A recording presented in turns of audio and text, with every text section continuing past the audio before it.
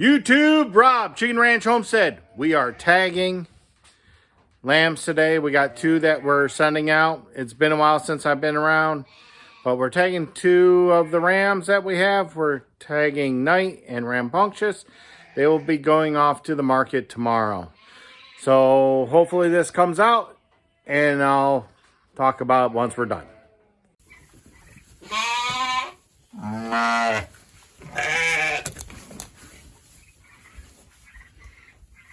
How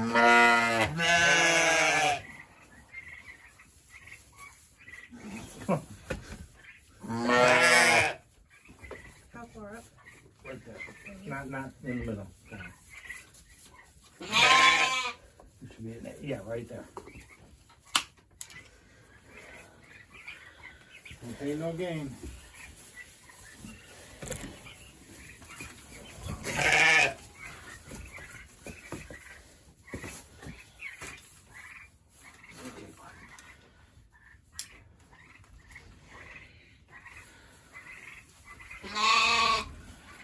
Yeah, it's like there's a lip.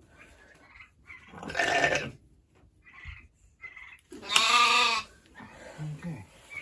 You are what? 5. Okay. All right, folks, we're back. Melody just left because she wants me to talk to myself. Well, at least to the camera. As you can see, she is the tagger. I'm just there along for the ride. So what we do that for is to the USDA Scrapie tag ID.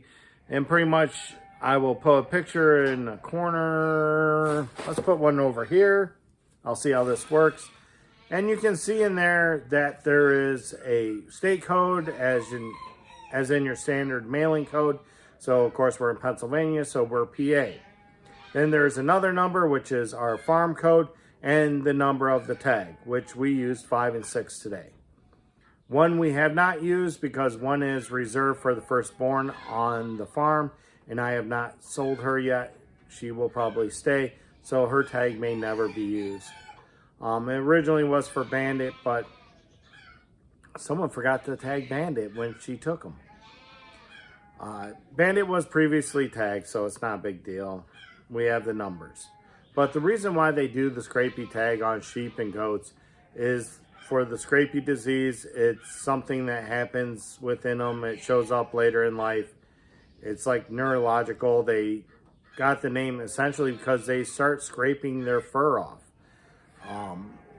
And they just kind of go nuts, and they'll get open sores and all kinds of stuff.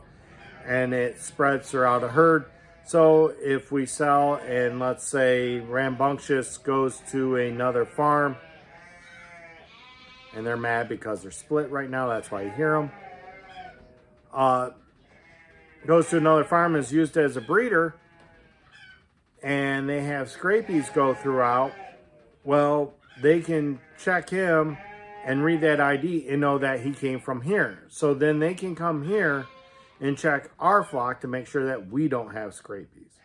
If we did not have Scrapies, yes, he would be culled, and so would the rest of the flock from where he was at, but our flock would not be culled. But more than likely, we'd have to cull one, which is understandable. You're trying to eradicate the Scrapie disease. There really hasn't been anything in 10 years. But that's what we do right before we send them off to auction now. There's an 800 number. I'll try to leave it below, or maybe I'll put it right there. And you call the USDA, and they're really nice. You get with a livestock expert, and they kind of take your information. They'll either mail you out something or take your information right over the phone and get it going. And you'll get your farm ID number and the free 100 tags. You get 100 for free. After that, you have to pay for them. And they'll give you a list of where you can get them from. You can get any color but blue, because blue tag is for slaughter lines only. But this company's out of Texas that sends them to you. That's who they are contracted through right now. You get a order form for the squeezy gun. You have to pay for that. It's like 30 bucks.